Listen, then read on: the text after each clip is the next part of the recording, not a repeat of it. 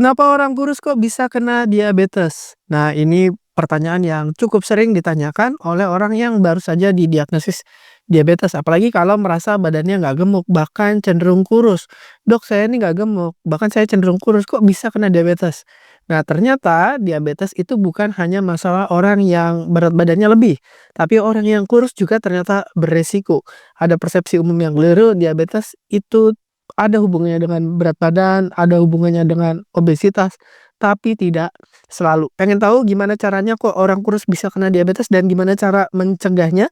Apalagi kalau Anda sudah punya riwayat keluarga, misalkan di keluarga ada yang kena diabetes tipe 2 gitu ya. Kita simak sampai tuntas, kita akan bahas. Kalau udah siap, ayo kita mulai.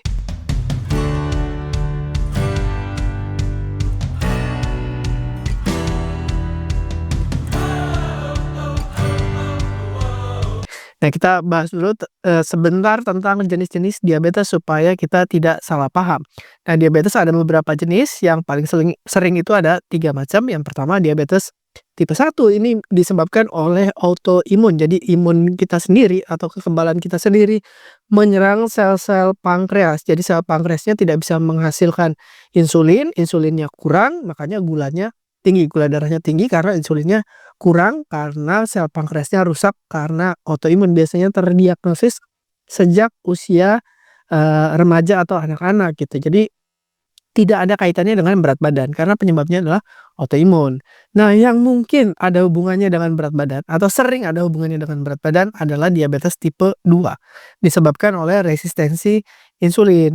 Nah, tapi jangan salah, ternyata diabetes tipe 2 juga bisa terjadi pada orang kurus, karena penyebabnya bukan kegemukannya, bukan berat badannya yang berlebih, tapi resistensi insulinnya. Dan banyak orang merasa, "Ah, saya kan tidak gemuk, mana mungkin saya bisa resistensi insulin." Ternyata banyak yang tidak gemuk tapi sudah resistensi insulin. Dan yang tipe ketiga itu diabetes gestasional, terjadi pada kehamilan. Jadi setelah kehamilan biasanya diabetesnya berkurang atau menghilang, tapi berisiko tinggi untuk jadi diabetes tipe 2 di kemudian hari. Misalkan di usia 40 atau 50 baru keluar gitu. Dulu waktu pas, kelahiran atau hamil sempat diabetes, waktu kelahiran hilang, diabetesnya udah nggak ada lagi, tapi usia 40 atau 50 nanti ada lagi gitu. Nah, ini bisa dialami siapa saja, tidak tergantung dari berat badannya gitu.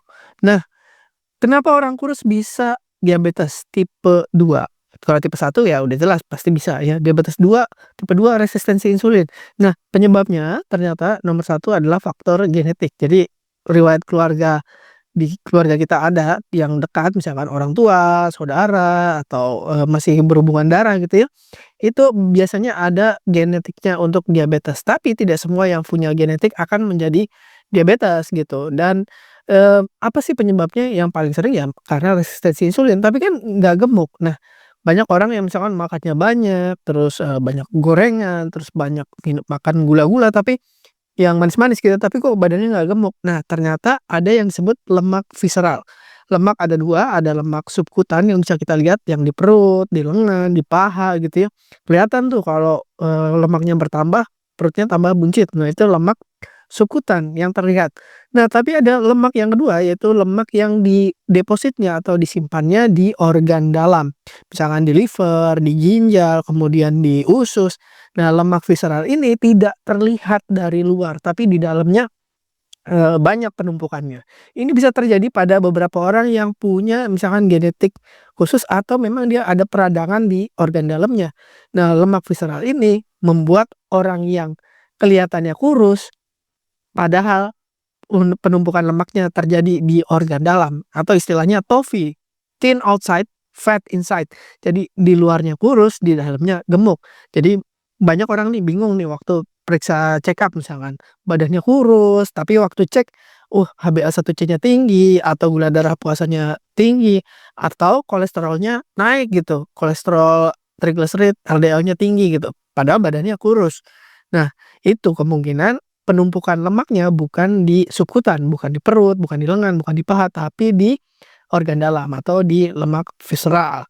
Atau penyebab yang ketiga juga menyebabkan resistensi insulinnya meningkat itu adalah pola makan. Jadi karbohidrat tinggi, yang sederhana karbonnya, terus kurang serat ya, kurang aktivitas, kurang olahraga, itu bisa menyebabkan resistensi insulin. Apalagi resistensi insulinnya sudah lama menahun, akhirnya timbul namanya sindrom metabolik. Jadi nggak cuman masalah gula darahnya aja naik, misalkan udah hipertensi, kolesterolnya tinggi, mungkin ada trigliseridnya naik, HDL-nya rendah, dan seterusnya.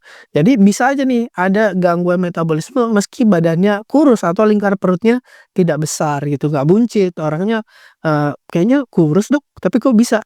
Nah, ternyata ada penyebab lain yang menyebabkan sindrom metabolik atau resistensi insulin selain misalkan makannya banyak atau lemaknya banyak, yaitu stres.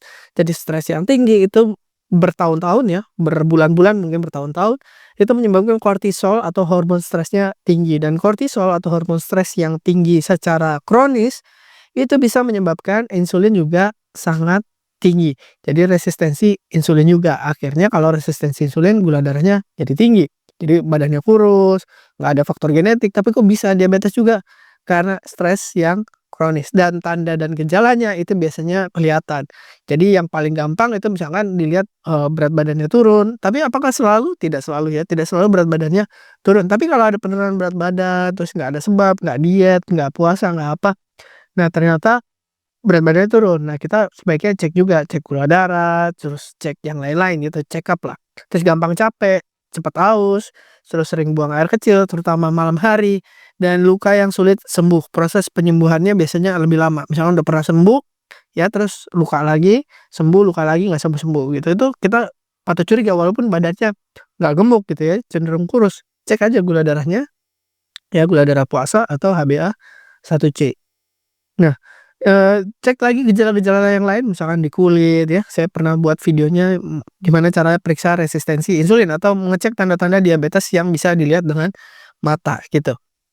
Buat Anda yang belum, tapi punya riwayat genetik atau punya keluarga yang diabetes, sebaiknya mulai dari sekarang mencegah dan mengelola. Jadi cegahnya gimana? Pola makan sehat yang rendah gula, tinggi serat, tinggi protein, ya. Terus mulailah aktivitas fisik, olahraga ya, jalan kaki ya, atau apalah yang untuk meningkatkan sensitivitas insulin.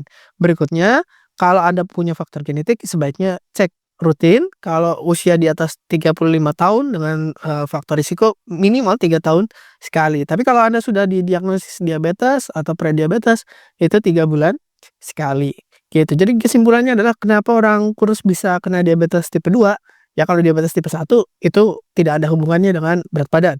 Tapi kalau yang tipe 2, ya karena orang kurus juga berisiko tinggi, karena yang kurus belum tentu sehat. Ya jadi bisa aja penumpukan lemaknya itu di organ dalam. Jadi pola makannya jelek, kurang istirahat, stres gitu, itu juga berpengaruh penting. Misalkan genetik dan gaya hidup, itu juga ngaruh. Misalkan kurang tidur, banyak pikiran, itu juga bisa menimbulkan resistensi insulin. Jadi fokuslah pada pola hidup sehat karena itu pencegahan, mau yang gemuk, mau yang kurus.